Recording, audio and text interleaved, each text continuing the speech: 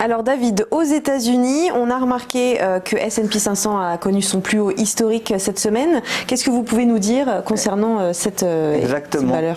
Donc comme sur les marchés européens, les marchés américains sont aussi en hausse. Depuis le début 2019, on a quand même connu une assez belle hausse parce qu'on a démarré l'année à 2500 points environ et on est aujourd'hui à 3035 points.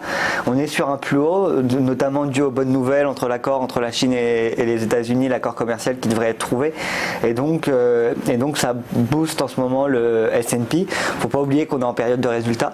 Il y a eu aussi beaucoup de résultats qui sont sortis cette semaine. On y arrive. Donc par exemple, il y a eu Tesla qui a été la surprise de la semaine en bourse, qui prend plus de 30%, qui réussit justement malgré des analystes plutôt négatifs sur le cours, qui arrive à surprendre et qui arrive à dégager un bénéfice de 143 millions de dollars, alors qu'on tablait plus sur une perte de 200 millions de dollars pour le cours justement sur ce trimestre-là.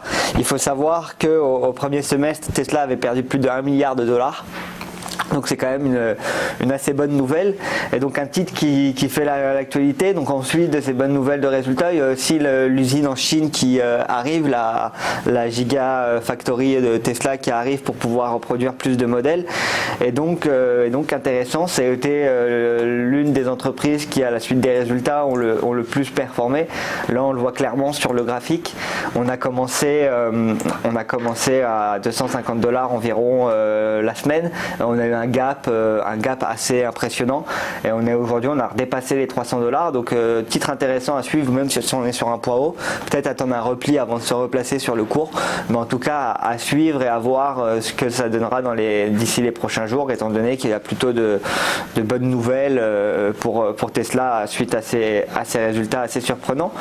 Dans une toute mesure, il y a Twitter aussi qui a annoncé des résultats qui eux au contraire, c'est l'effet contraire, donc il y en a qui gagnent, il y en a qui perdent. Twitter, eux, perdent plus de 15%, même plus de 20% à la suite de ces résultats qui sont pourtant plutôt corrects, parce qu'ils réalisent un chiffre d'affaires de 824 millions de dollars et qui est en hausse de 9% par rapport à l'année dernière à la même époque. Mais aujourd'hui ça descend et ça baisse suite aux attentes des analystes qui ne sont pas respectées. Les analystes s'attendaient surtout à ce que les bénéfices de la marque Twitter soient beaucoup plus importantes, et on voit qu'ils ont du mal à vendre de la pub sur leur plateforme et ce genre de choses. Et donc on attendait 789 millions de bénéfices au troisième trimestre de l'année, et on en a eu seulement 37. Donc c'est ce qui explique cette forte baisse. Et ensuite, dans les autres sociétés qui ont bougé suite à leurs résultats, il y a Spotify qui hier prenait environ plus de 10%, environ 15%. Et on peut voir ici sur le cours aussi la hausse assez impressionnante.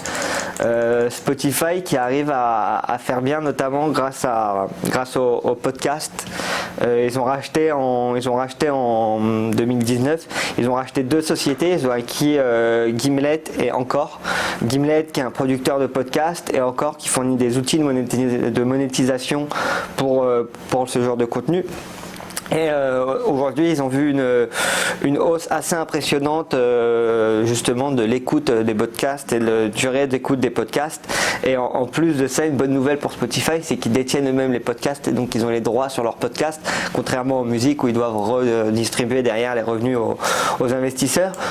Cours à suivre aussi intéressant, parce que en 2020, début 2020, il y a aussi leur directeur financier qui s'est occupé justement de la mise de la cotation publique de Spotify, qui va partir, et donc qui va être remplacé par le directeur des relations investisseurs de chez Spotify. Donc à suivre pour voir où le cours part. En tout cas, c'est plutôt une bonne nouvelle, parce qu'on peut voir que depuis sa cotation, elle avait du mal à faire des bénéfices. Et on est bien replié parce qu'on est reparti aujourd'hui en hausse aux alentours des 140 $. Et puis pour le reste des résultats, on s'arrêtera là pour le marché américain. Cette semaine, il y aura Shopify, enfin aujourd'hui même, il y aura Shopify qui va sortir leurs résultats avant ouverture des marchés. Il y a AMD aussi qui risque d'être intéressant. Notamment parce qu'Antoine parlait de Micron, donc AMD aussi intéressant, et Electronic Arts qu'on verra un peu plus tard dans l'autre partie justement in the game, le copy portfolio et l'actif à la loupe. Merci David pour ce décryptage. On passe maintenant à un actif à la loupe.